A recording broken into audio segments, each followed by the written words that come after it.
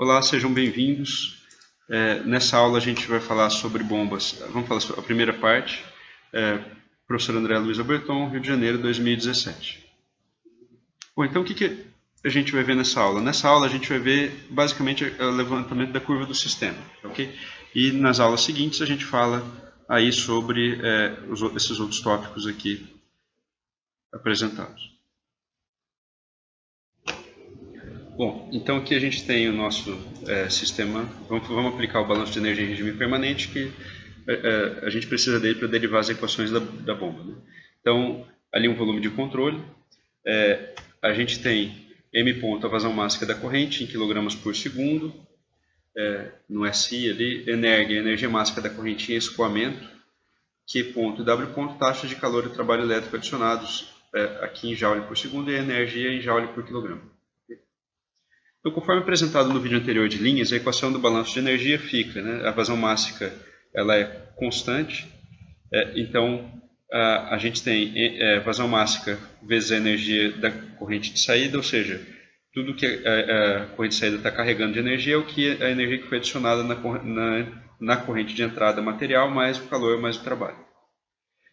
Então, sendo que para as correntes em escoamento, esse energ aqui é a entalpia mais a energia cinética mais a energia potencial. Okay? Bom, vamos aplicar aqui então para uma bomba ideal. A gente tem aqui entrada, saída, potência elétrica adicionada, né? Então, a vazão máxima que entra é igual à vazão máxima que sai. A gente pode colocar então que a vazão máxima vezes a variação da energia da corrente em relação à entrada e saída é igual à energia adicionada ali em termos de calor e trabalho. Okay? Então, a gente vai começar aqui as hipóteses da bomba ideal. A bomba ideal, primeiro, ela não tem adição de calor ou perda de calor. Então, ela opera de forma diabática. Então, a taxa de calor adicionada é zero. Okay? Então, isso aqui é zero. Além disso, ela converte toda a energia elétrica em energia mecânica. E não há energia térmica envolvida, ou seja, não há variação de temperatura, então a temperatura da entrada e da saída é igual. Ok? Delta T igual a zero. Além disso, o volume específico é admitido constante. Então, fluido incompressível, volume específico constante, a variação do volume específico em relação à entrada e saída é zero. Ok? Volume específico, lembrando, isso daqui é o inverso da densidade. Então, densidade constante, o inverso da densidade é também constante. E além disso, a variação de energia cinética e potencial são desprezíveis. De fato, potencial não existe, cinética até existiria um pouquinho, porque o diâmetro da sucção é maior que o diâmetro do recalque. Então, haveria uma variaçãozinha, mas isso é desprezível frente ao resto. Tá, okay? Então, a gente tem que o delta de energia é um delta H mais um delta da energia cinética mais um G vezes delta L. Então, a gente está admitindo que essas quantidades são praticamente desprezíveis, isso aqui de fato é zero, isso aqui é praticamente zero. Então, isso aqui vai resultar numa variação de entalpia, apenas. Ok? Essas são as hipóteses que compõem o equacionamento da bomba ideal. Bom, então quando a gente aplica ali as hipóteses, a gente simplesmente vai cancelar esse cara aqui e o delta de energia vai virar um delta H. Então a gente fica com essa equação que descreve a bomba ideal, beleza? Vazão máxima vezes delta de entalpia igual ao trabalho. Eu vou colocar aqui um trabalho ideal associado à bomba ideal que está operando. Bom, das relações de Maxwell para o sistema sem variação de fase, a variação da entalpia é dada por essa relaçãozinha aqui. Vocês podem encontrar isso no livro de termodinâmica. Então, o DH é igual a CP, capacidade calorífica pressão constante dt, mais o volume específico menos T derivada parcial do volume específico em relação à temperatura, a pressão constante, dP. Beleza. Então, de uma condição in para uma condição out, a gente pode fazer essa integração, não há mudança de fase ali. Então, o delta T é igual a zero e o volume específico é constante. A gente admitiu isso. Então, o que acontece? Bom, não existe variação de temperatura, então esse termo vai a zero. E como o volume específico é constante, sua derivada em relação à temperatura também é praticamente zero. Então, esses dois termos vão se cancelar. Como resultado, a gente fica simplesmente com a integral do volume específico em relação a dP. Só que esse volume específico é admitido constante, ele pode sair para fora da integral, então fica aqui, vai ficar uma integral de dP, então fica volume específico vezes ΔP. Okay? Então, ΔH igual ao volume específico vezes ΔP. Então, substituindo na equação do balanço de energia, já que a gente tem o ΔH, então, essa era a equação. Observa que eu vou substituir o ΔH pelo que a gente acabou de encontrar. Okay? Então, isso aqui é a vazão mássica em quilogramas por segundo, isso aqui é volume específico em metro cúbico por quilograma, então ao multiplicar um pelo outro eu vou ter a vazão volumétrica. Okay? Então é como se eu estivesse fazendo a vazão mássica dividido pela densidade, eu vou ter a vazão volumétrica, aqui em metro cúbico por segundo. Então vazão volumétrica vezes ΔP é igual a potência adicionada ali à bomba, o trabalho efetivamente adicionado à bomba. Okay? Então, ora eu vou trabalhar com essa relação, ora eu vou trabalhar com essa relação. Então, a bomba leva a um aumento de pressão, como está mostrado na equação acima. Ou seja, a energia elétrica, essa energia elétrica aqui é convertida em energia mecânica na forma de um aumento de pressão. Só que a gente viu que a perda, como a gente viu anteriormente, a perda de carga era uma perda de energia, a gente viu no vídeo anterior, ela podia ser representada em unidade de altura. E essa unidade de altura, na verdade, significava uma energia potencial correspondente àquela porção de matéria, né? Ou a gente poderia transformar também isso em energia de pressão. Então, na verdade, essa energia que a bomba está sendo adicionada pode ser também representada em unidade de altura. Vamos ver. Okay? Então, analogamente, podemos representar o ganho de energia do fluido em função da bomba na forma de pressão, o quanto de pressão ela ganha, ou seja, podemos representar em quantos quilopascal aquela energia eleva a pressão do fluido, ou em unidade de comprimento, que é o chamado head da bomba. Então, o que isso significa? Né? Nós temos ali a nossa equaçãozinha. Observa que o volume específico nada mais é do que 1 sobre ρ. Então, a gente tem essa relaçãozinha aqui, ΔP sobre ρ. E eu vou passar a vazão mássica dividindo. A gente tem a potência elétrica por unidade de quilograma de matéria. Okay? Então, eu posso fazer a associação que essa variação, essa energia de pressão, corresponderia a uma variação de energia potencial. Então, esse head, na verdade, é uma variação da energia potencial equivalente à energia adicionada. Tá? Então, na verdade, a gente tem o head ali da bomba, esse head que é a representação do ganho de energia do fluido em função da bomba, em termos de energia potencial. Então, o head nada mais é que o ΔP da bomba sobre ρg, que também pode ser escrito como sendo o trabalho ideal dividido pela vazão mássica vezes G. Okay? Então, um head de 30 metros significa que cada porção da matéria que passa pela bomba ganha energia suficiente correspondente à energia potencial de 30 metros. Isso é interessante porque a representação do head ela independe da vazão, de certa forma, né, da sua interpretação. Então, significa que cada porção da matéria ganha energia suficiente para elevá-la a 30 metros. É claro que, na prática, isso não é elevado de fato a 30 metros, porque você tem perdas no meio do caminho, você tem variações de pressão entre um ponto e outro. Para a bomba real, o que muda? Na nossa derivação, a única mudança é que para atingir o mesmo ΔP, ou seja, o mesmo head, o trabalho da bomba real vai ser maior que o da bomba ideal. Porque ele não vai conseguir transferir, a bomba não vai conseguir transferir toda a energia elétrica para a energia mecânica do fluido. Então, a gente tem aqui a potência da bomba real sendo igual à potência da bomba ideal dividido por uma eficiência da bomba, um ΔB. Essa ΔB é uma correção exatamente para esse fator e ela é de natureza empírica informada pelo fabricante. Okay? Então, quando a gente lembra ali que a potência ideal é a vazão mássica vezes o head vezes G, e a gente substitui a potência real, fica a vazão mássica vezes head vezes G dividido por um ΔB. Okay? Então, essa é a principal mudança aqui para a bomba real no nosso contexto. Bom, sistema com bomba. Em um sistema de escoamento representado a seguir, a gente vai aplicar a Bernoulli entre o ponto 1 e o ponto A. A gente vai conhecer o ΔP da bomba aqui em função do head e a gente vai aplicar a Bernoulli entre o ponto B e o ponto 2. Okay? Então, entre o ponto 1 e o ponto A, a gente aplica a Bernoulli. Entre o ponto 1 e o ponto A, a gente aplica a Bernoulli. Então, P1 menos PA mais o 1 ao quadrado menos o A mais L1 menos LA igual a perda de carga entre 1 e A. Através da bomba, o ΔP da bomba sobre ρg vai ser a pressão no ponto B menos a pressão no ponto A sobre ρg. Okay? E entre o ponto B e o ponto 2 a gente aplica a Bernoulli. Então observe, o ponto 1 tem maior energia que o ponto A, tanto é que o fluido escoa desse sentido para cá. E o ponto B tem maior energia que o ponto 2, tanto é que o fluido escoa desse sentido para cá. Okay? Então, nós temos aqui essa relação. Notem que isso aqui é o head da bomba, é o ΔP da bomba sobre ρg. Por isso que a gente está apresentando aqui dividido por ρg. Okay?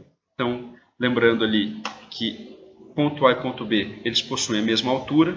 Então, LA e LB são praticamente iguais e também o A e o B são praticamente iguais. Embora a sucção tenha um diâmetro ligeiramente maior que o recalque, então a sucção tem um diâmetro um pouquinho maior, a gente vê por que daqui a pouquinho, mas essas velocidades aqui são praticamente a mesma coisa, elas não influenciam muito, a variação da velocidade não influencia muito o resultado.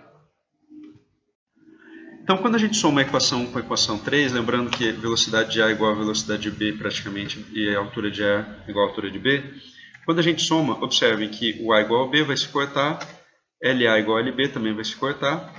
Então, como resultado, eu vou rearranjar aqui, vou deixar PB menos PA nesse termo e P1 menos P2 nesse termo. Então, a gente tem essa relação aqui. E aqui a gente se somam as perdas de carga entre os trechos 1 e A e trechos B e 2. Okay?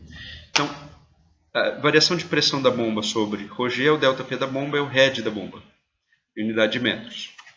E aqui a gente tem a perda de carga total, a soma da perda de carga na sucção e no recalque.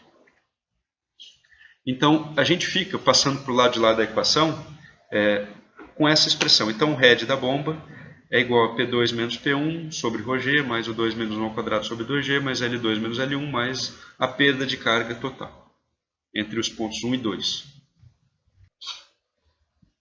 Lembrando que o cálculo da perda de carga, ΔLL ou ΔPL, a gente pode fazer dessa forma, sendo que L é o comprimento, D é o diâmetro do duto, U é a velocidade no trecho do duto, F é o fator de atrito de Darcy, onde ele pode ser escrito como 64 sobre Reynolds para regime laminar, e várias expressões aqui podem ser utilizadas para regime turbulento, a gente está usando essa expressão.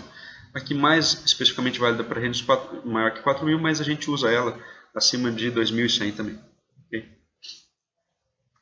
Sendo que Epsilonzinho que é a rugosidade do duto, do material do duto.